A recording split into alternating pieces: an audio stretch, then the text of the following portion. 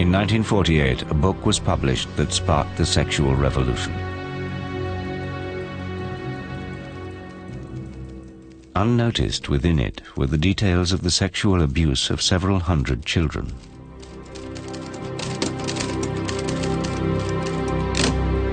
Who were these children? Who were their abusers? And how did the world's most famous sex scientist come to use the details of these sexual assaults as evidence of children's sexuality?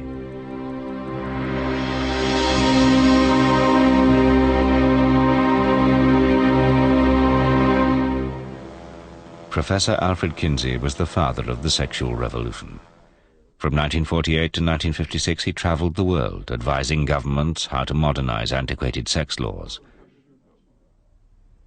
From Britain, where he advised the Wolfenden Committee on Homosexuality, to Europe and America, his advice was key to updating sexual attitudes. In 1948, Kinsey published the first scientific study of what people do in bed. Sexual behavior in the human male took the world by storm.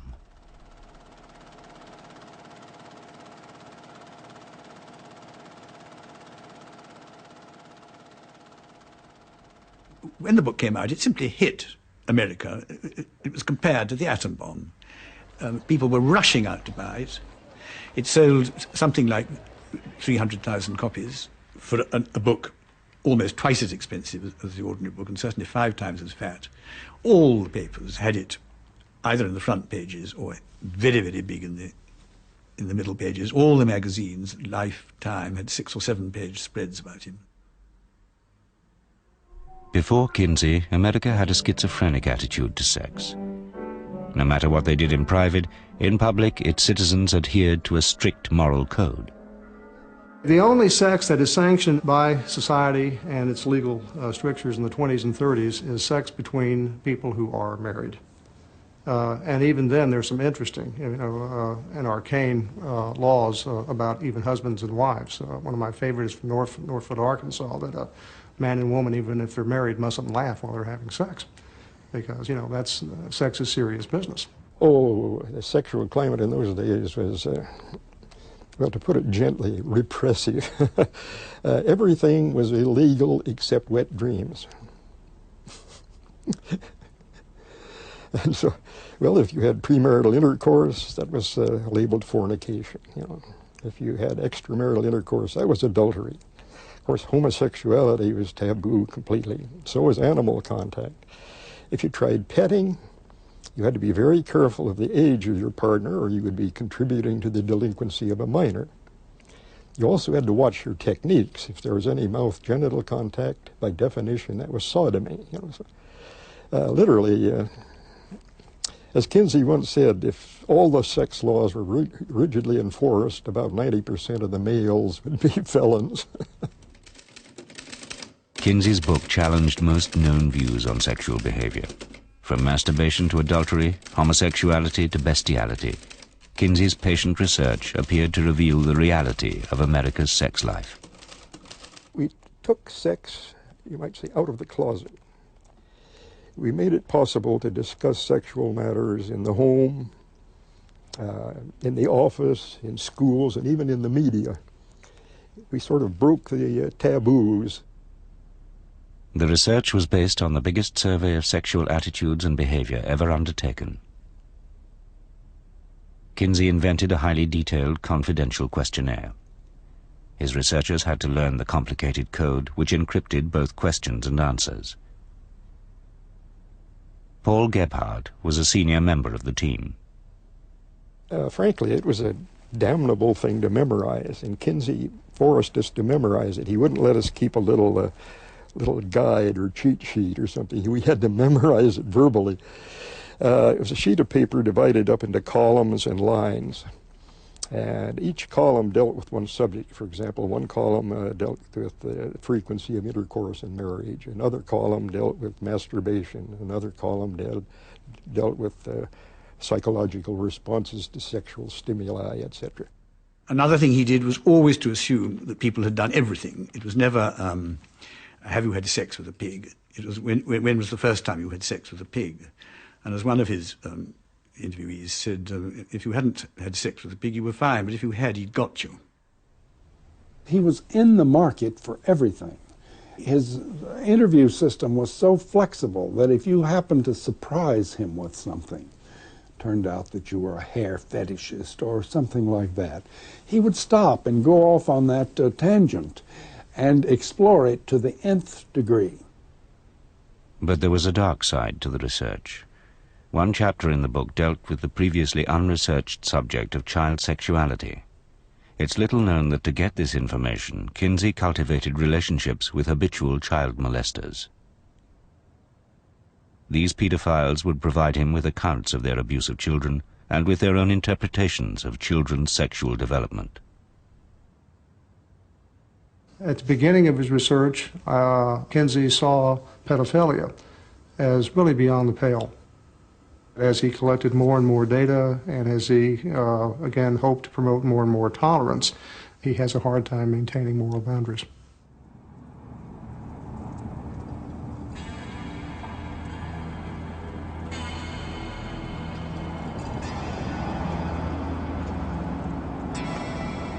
In June 1944, Alfred Kinsey left Indiana on an 1,800-mile trek across the southwestern United States.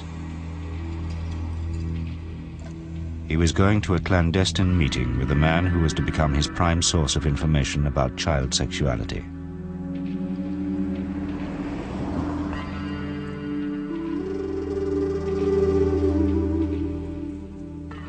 This individual was, I suppose you might say, his interest in sex was his main hobby in life. Anything was a sexual object for him. He was interested in having sex with men, women, and children and animals. And he just was curious to see what would happen.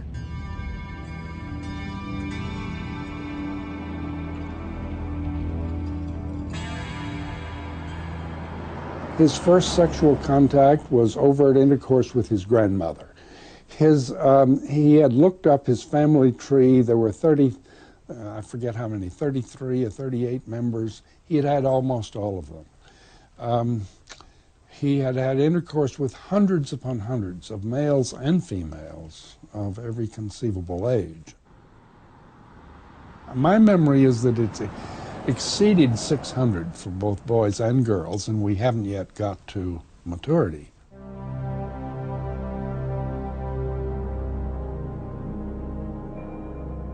The man was a U.S. government land examiner called Rex King. To protect him, Kinsey gave him the code name Mr. Green. His job took him across Arizona and New Mexico, trips he used to prey on children.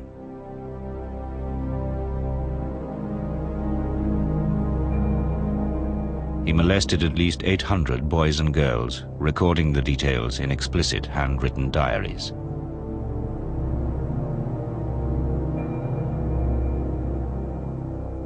Kinsey was told about Green by his own mentor in sex research, Dr. Robert Dickinson.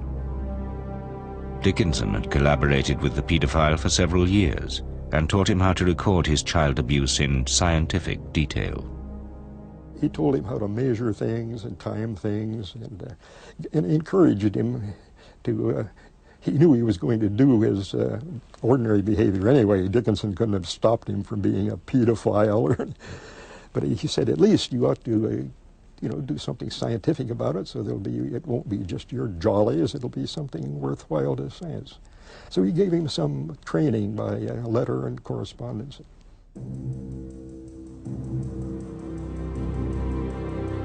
Experimented with baby. Penis 1.7 inches by 3 inches. Stiff immediately.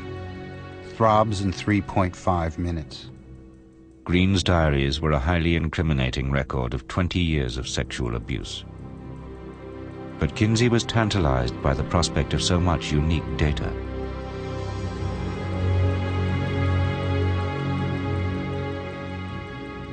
I congratulate you on the research spirit which has led you to collect data over these many years.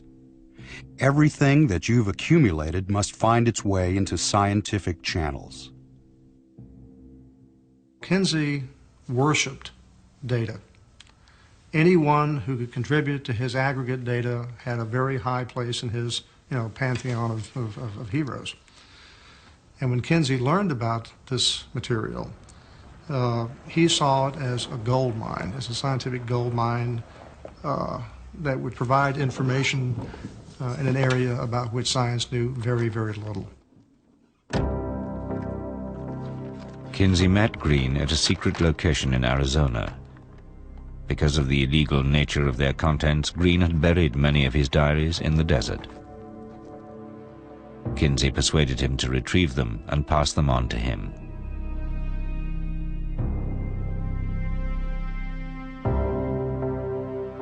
Green had been a predatory child molester for more than 20 years. So why did Kinsey agree to work with him?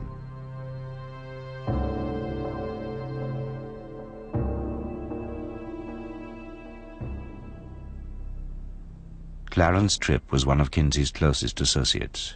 Even today, he defends Kinsey's involvement with the pedophile. Green was actually extremely conservative in all kinds of ways, and we know that for sure, because he had, you can get into trouble in a flash if you have any kind of, even tickling, any kind of sexual contact whatsoever with the child, because all you need is one whimper out of the child. You don't even need a formal charge to put you in the jailhouse. Well, here's this man with hundreds of contacts. There was never a charge against him. He was never arrested for anything. All the children thought he was wonderful. All the mothers thought he was wonderful.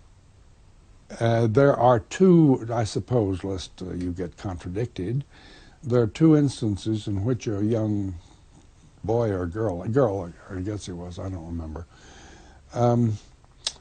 didn't complain. They agreed to the sexual contact, but then they found it very painful and yelled out when it actually took place. This was because they were very young and had small genitalia, and Green was a grown man with enormous genitalia, and there was a fit problem.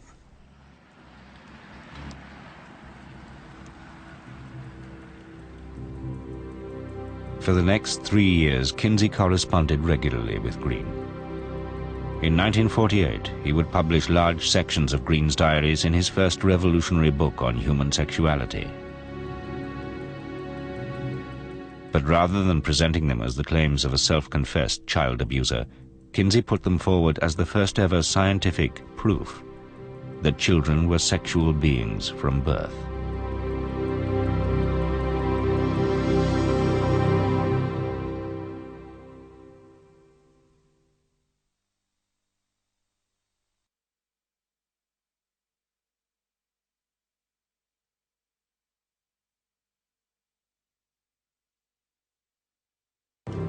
When, in 1948, Alfred Kinsey's Sexual Behavior in the Human Male became an instant bestseller, no one seemed to notice the contents of Chapter 5. In it, Kinsey reproduced sections of the pedophile diaries he had received from Mr. Green.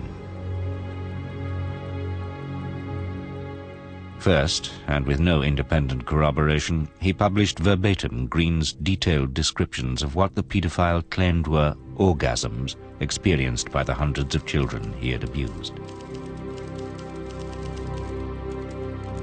Extreme tension with violent convulsion, often involving the sudden heaving and jerking of the whole body, groaning, sobbing, or more violent cries, sometimes with an abundance of tears, especially among younger children.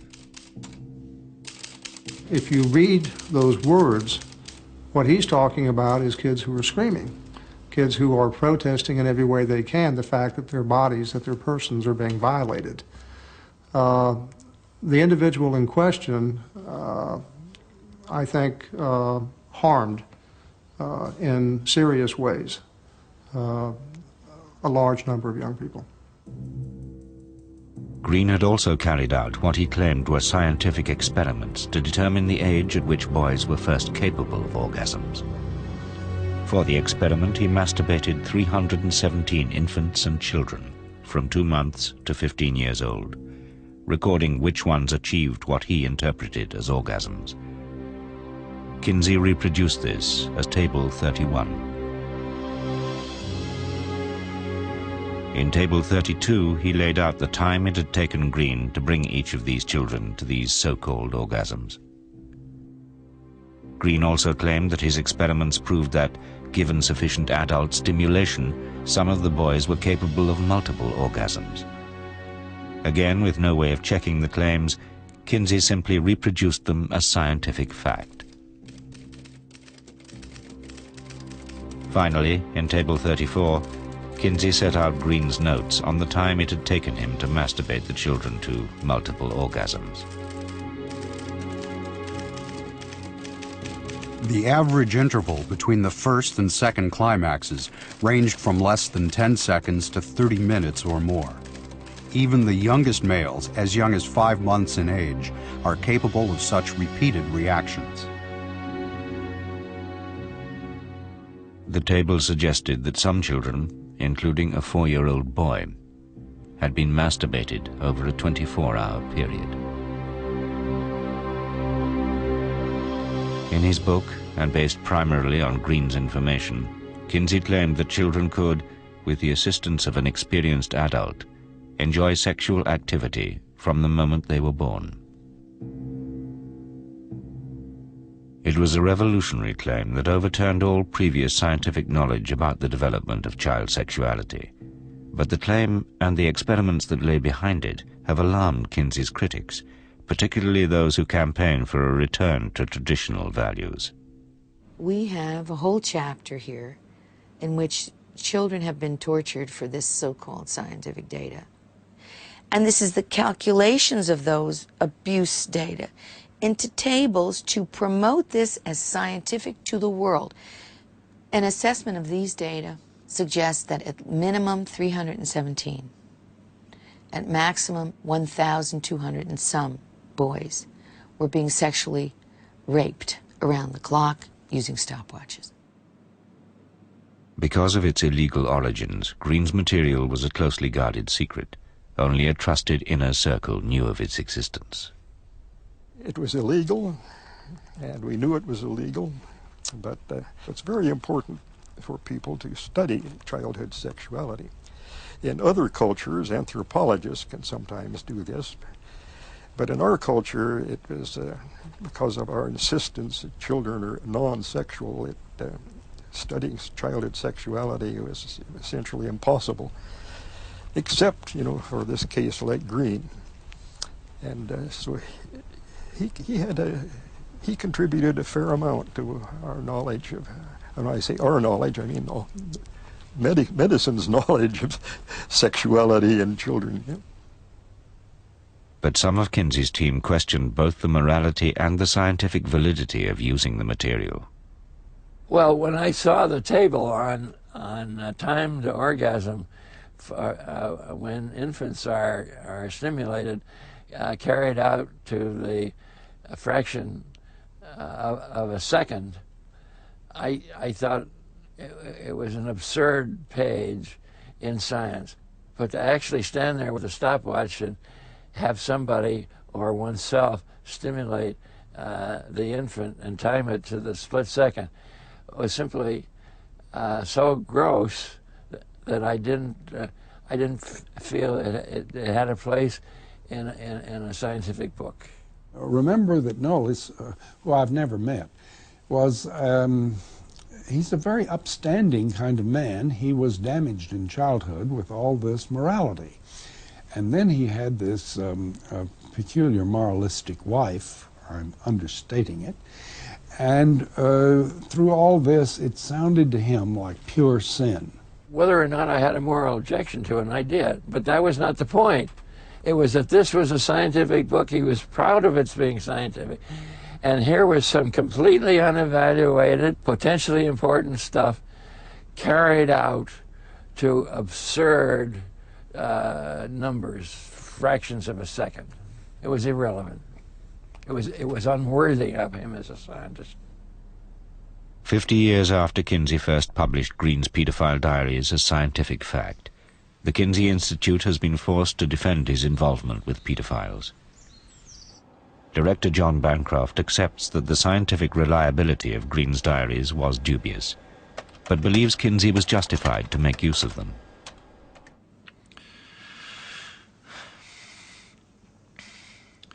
Kinsey made it clear in his writings that he saw his task as finding out as much information about sexual behavior as he could. And he sought information from wherever he could find it.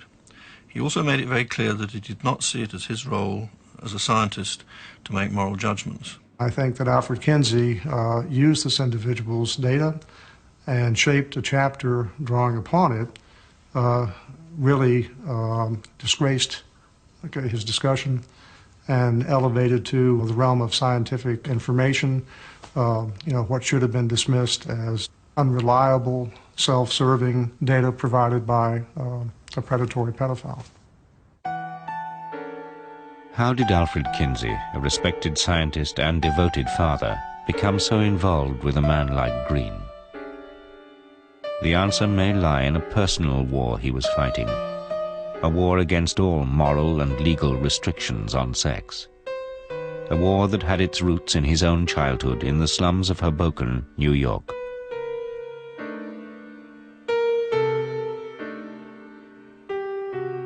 His parents were very poor, and Kinsey's life was dominated to begin with by poverty, very religious, repressive, not just sexually in every way, drink, smoking, Methodist religious background. The family was almost friendless. They were so religious. There are examples of him praying to be allowed to stop masturbating. He remained religious until into his 20s.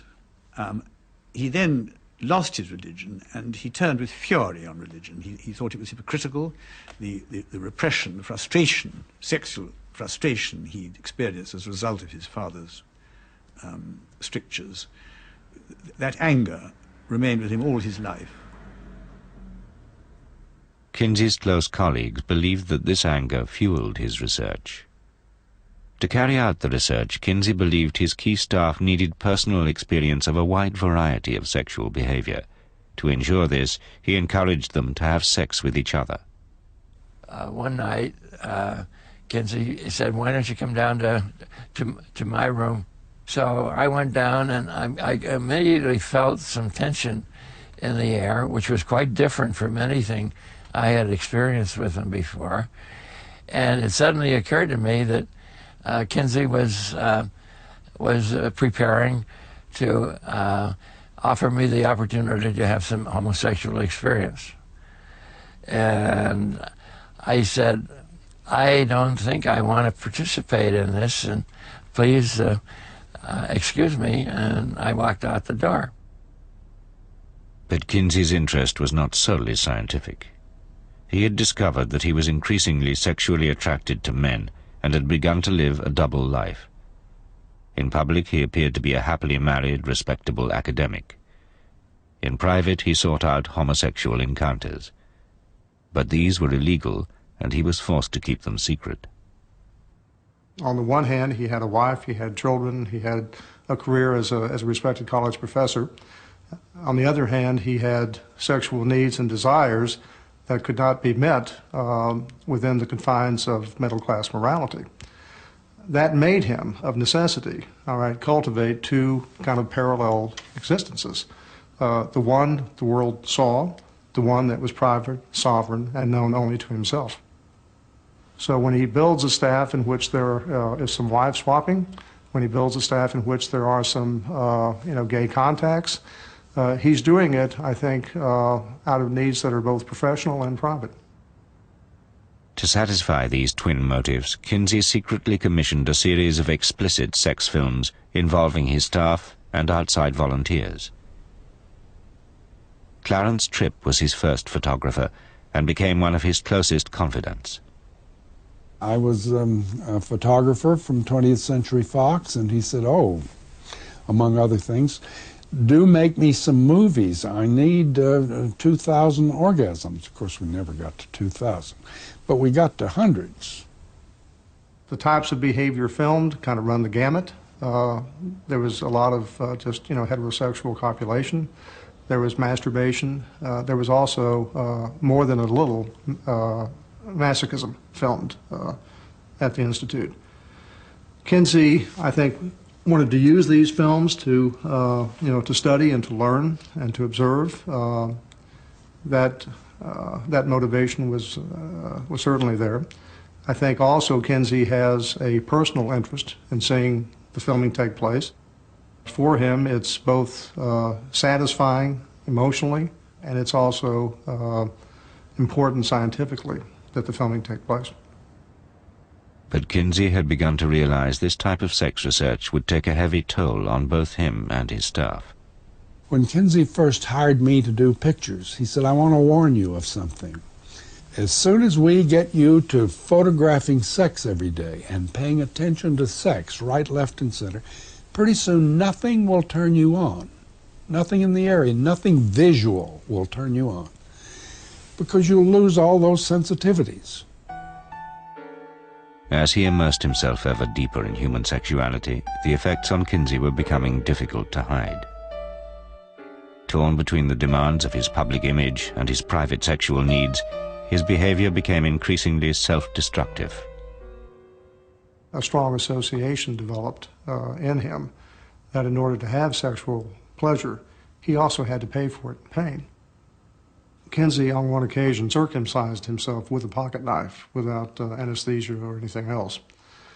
That, to me, is an act of a desperate man. It's an act of a person whose private boundaries are starting to erode.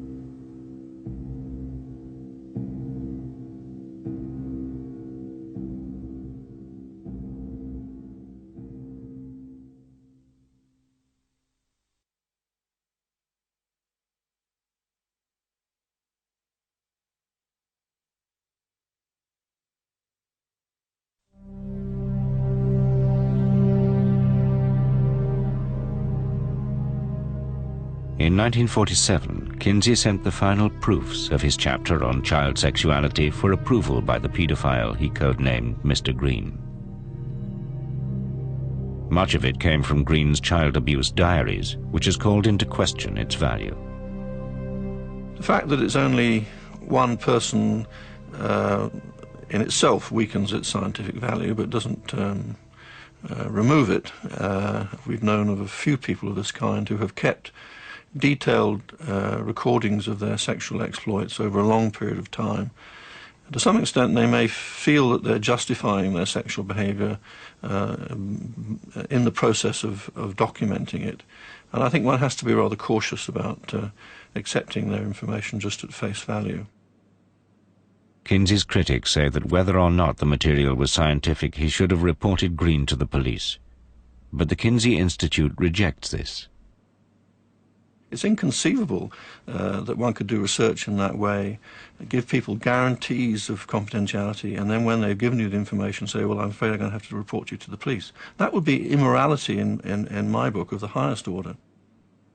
Some of Kinsey's other defenders claim that Green had long ceased to be an active child abuser by the time he met Kinsey, and so there was no need to report him to the police. But the Kinsey Institute refuses to release Green's diaries, which could corroborate this. Only trusted Kinsey supporters are allowed access to them. By convincing them that I was not against Kinsey, but concerned to find out what he was really like, and as they got used to me and realized that I was honest and sincere, I did finally get into, I think, everything I could reasonably have expected. But Jonathan Gaythorne Hardy's notes, taken during his access to Green's diaries, suggest that the pedophile was sexually active until 1954, more than 10 years after he first met Kinsey.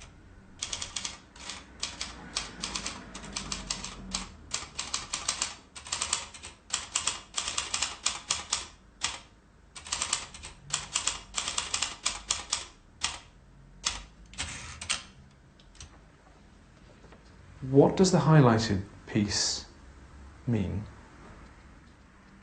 Yes. Well, you see, he may have done, but the thing is, Kinsey didn't use that information. It's quite possible that Green went on, in fact, I'm sure he did, went on having sex with everybody until then. But that was long after Kinsey had got the journals. Kinsey's critics believe his involvement with Green was morally indefensible, especially because the pedophile was probably still sexually abusing children. The only justification for defending Kinsey was that all this happened before. If Green was sexually abusing children to 1954, Kinsey's last book came out in 1953.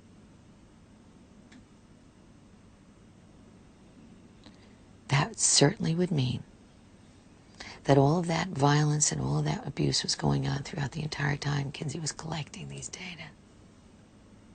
Wouldn't it? Green was not the only pedophile providing information to Kinsey. We got them in prisons, a lot of them, because we had the prison records of these people. So we'd say, give us a list of everybody in San Quentin who's sent up on pedophilia charge, and we'd go after them. So we got a lot that way. Then there was also a pedophile organization in this country. They cooperated with us, and some of them who were not, of course, not incarcerated, they came and gave us information. Not all of the pedophile information arriving at the Kinsey Institute in Indiana came from within America. There was a man in Germany who was a pedophile, and he wrote Kinsey. And he was interested in information about pedophilia, and he offered his own case history. Of course, Kinsey couldn't go to Germany to get it, but he wrote him questions in a letter, and they carried on quite a correspondence. And we were learning some interesting things about pedophilia in Germany, you might say. The pedophile was Dr. Fritz von Baljusek, a former senior Nazi Party official. Before the war, he had been a stormtrooper. During the war, he had commanded a ghetto in an occupied Polish town. During all this time, and in the years that followed, he sexually abused hundreds of pre-adolescent girls and boys. He recorded the details in pseudo-scientific diaries in which he claimed to have masturbated and penetrated the children to assist their sexual development. At Kinsey's request, von Baljusek sent his diaries to Indiana. But then one of his victims was murdered. So the police were looking for pedophiles, and they ran across him and decided he was probably the murderer. And so as they went through his possessions, they found in his correspondence with Kinsey. So they said, aha, Kinsey must know all about this man. We've got to have Kinsey's testimony and whatever records this man sent to Kinsey. So they got Interpol, International Police, on the thing. And they even involved the FBI and some other things. And they put an enormous amount of pressure on Kinsey to reveal this guy's, the stuff he sent. And he was also keeping a sexual diary, and they wanted his diary badly. And so Kinsey said, absolutely not. This is completely confidential, and you're not going to get it. We'll destroy it before we let you have it. Von Baljusek was never charged with murder, but he pleaded guilty to sexually abusing more than 30 children. At his trial, the judge criticized Kinsey for failing to report such an active pedophile to the police. It is a criticism the Kinsey Institute rejects. I think people have got to ask themselves the question, do they believe that research into sexuality should be done or should not be done? Particularly research into sexuality which might be, in some sense, illegal. But if the cost potentially is more children at risk of abuse, can that cost be justified? Consider the cost of remaining in ignorance. Unless we know about these behaviours, we'll be in a much worse position than if we have more information about them. That was Kinsey's view. John Bancroft is adamant that Kinsey never did more than accept reports from pedophiles on their sexual activity. Kinsey didn't ask anybody to carry out any particular form of sexual behaviour. He simply asked them to let him know of their experiences that they'd had. But at von Baljusek's trial, an exchange between the judge and the pedophile seemed to suggest otherwise. The judge said, I had the impression that you got to the children in order to impress Kinsey and to deliver him material. And von Balyasek replied, Kinsey himself asked me for that. If the judge's impression was correct, and if von Balyasek was telling the truth, it would be evidence of Kinsey's involvement in ongoing child sexual abuse.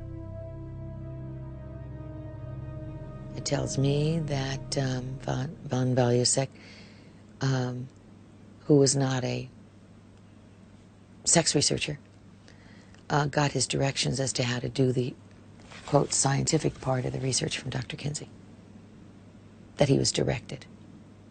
Over the years, people have used their contacts with Kinsey in a variety of ways, and it's not surprising that if someone's being charged with an offence, if they can bring Kinsey's name in, they will do, in the hope that it might mitigate their case. But Kinsey was not responsible for what that man was doing, nor did he encourage it. The key to resolving Kinsey's involvement with child sexual abuse is in von Balyasek's diaries, but the Kinsey Institute refuses to release them. However, for more than 15 years, Kinsey appealed to people of all sexual orientations to send him information.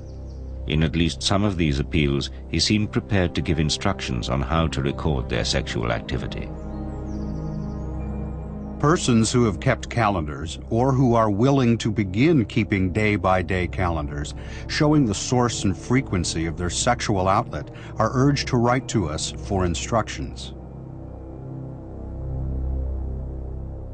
So many people responded that the Kinsey Institute has never been able to catalogue their material, and today has no idea who sent in which diaries. But the Institute says it has long been expecting to hear from someone claiming to be a victim of Kinsey's pedophile correspondence.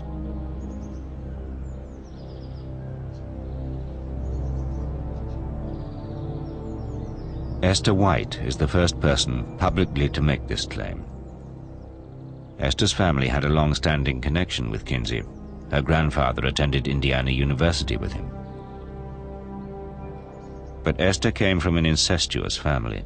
She claims she was abused first by her grandfather and later by her father. The abuse started with my father, I think, as a very young child, probably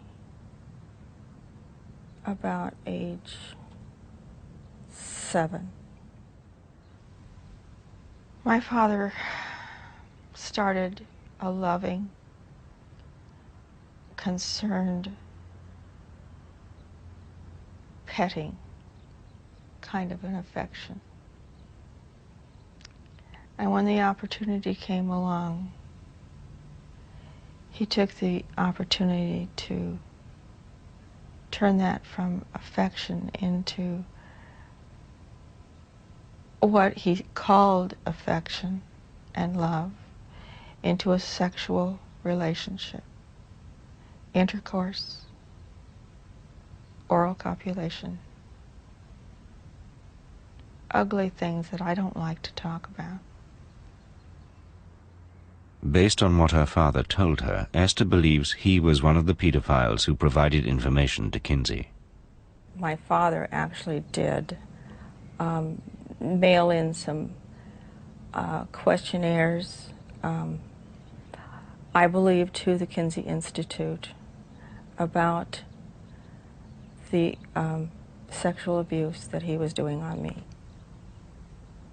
At the very peak of when all the abuse was going on, there was a paper in a brown envelope, and it was kind of halfway out of the envelope.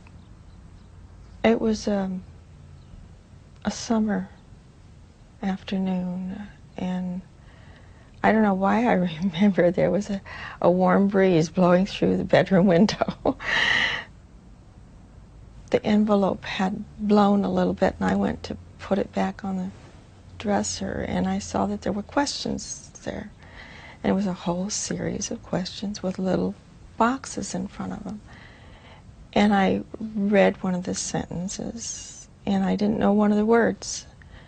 And so I asked my father, what is O-R-G-A-Z? Oh, he says, that's orgasm.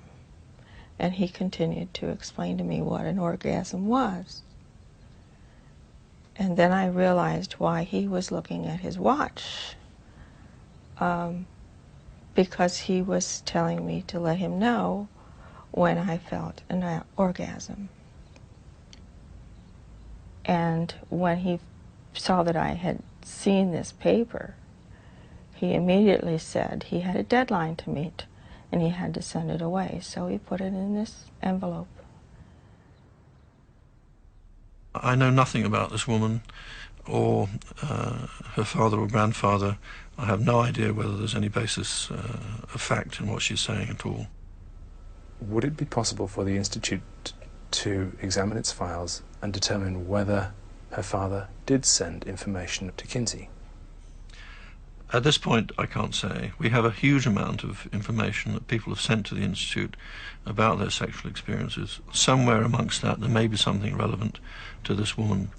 But that material is uncatalogued, unordered, and I really have no idea how difficult it will be to check that out.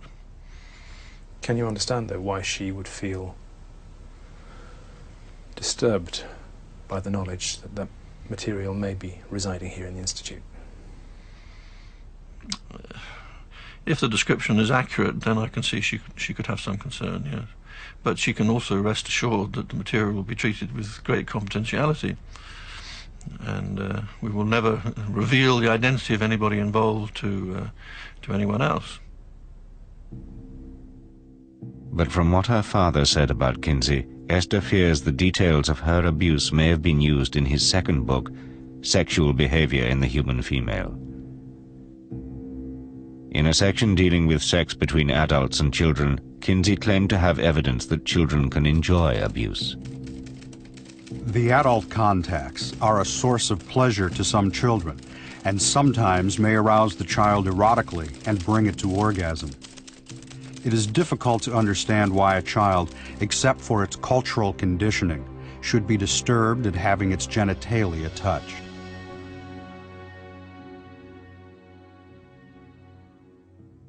But for Esther, some memories are so painful they stand out even 50 years later. My school was going to have a little operetta.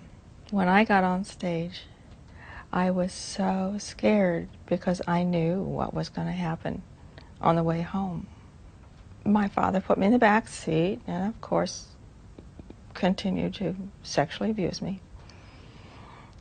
But I looked out the back window and there was a gorgeous, beautiful moon and stars. And it's very difficult to say it.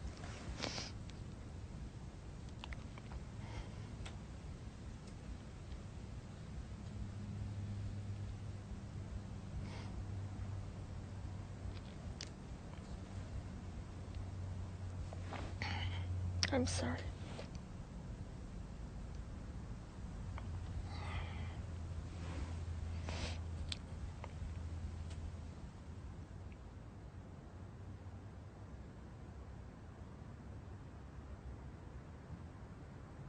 It was a very painful memory to remember. But I was crying so hard that the tears were running into my eye, out of my eyes and down into my ears. And I was crying and my sinuses were so filled up I couldn't breathe. And my ears were filling up with water. And I just had a fear, I'm going to die.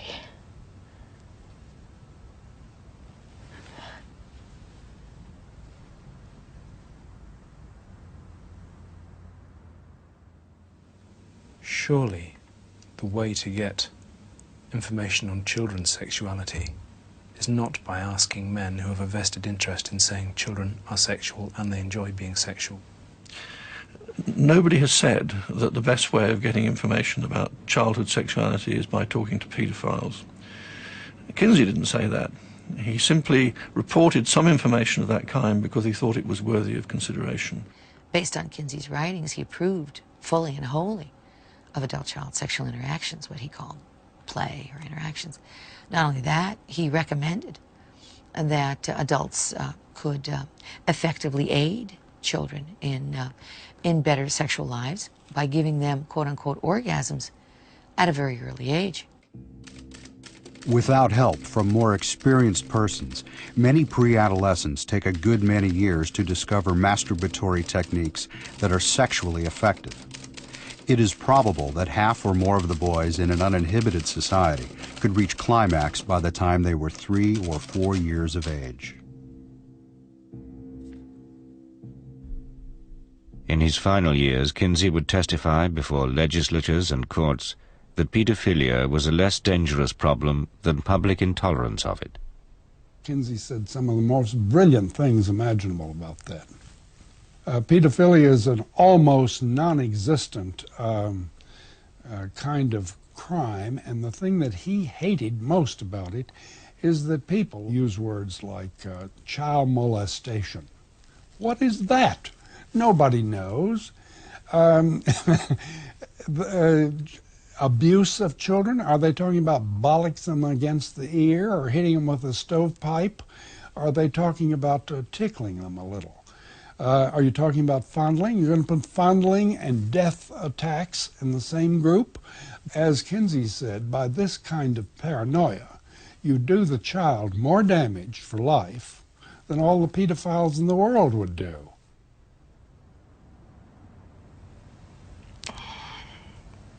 Pedophiles are very sad people. I think the fact that they're even taking the information from a pedophile perpetuates the abuse. It glorifies it to that pedophile. Esther White wants an independent inquiry into Kinsey's involvement with pedophiles, and an investigation of the child abuse diaries still locked inside the Institute. Those archives need to be opened up so people can understand that if they feel they were connected with the Kinsey Institute, that they can go back and know for sure. But Kinsey's surviving colleagues say their original promises of confidentiality make this impossible. We were asking people to put their careers and their marriages on the line by talking to us. To ask them to place that much trust in us, we had to be absolutely trustworthy. We were willing to go to jail if need be, or destroy the records if need be. We've thought about that on several occasions. What, destroying the records? Yeah. Because I even thought about it recently when some of the politicians started getting interested in the Institute. And there was a senator from Texas that wanted a congressional investigation of the Institute and its records. Then there was a local senator in Indiana, Burton. He wanted the Institute investigated. You know, they all said, "Oh, you probably have, case histories of sex criminals, and we'd like to get those records so we can catch these people," that sort of. And when they start talking like that, then we seriously think, what would happen if we started facing court orders, or if search people came in with a warrant to seize what we had? Yeah, so we've made precautions. What sort of precautions? All we have to do is destroy the code and some card files, and that does it. Then the case histories are absolutely unreadable. The Kinsey Institute says it will not destroy its records. It is republishing both of Kinsey's original volumes, including all the material provided by pedophiles. They're going to be republished. I would like to stop that. I don't know how to do it, but I would like to do that.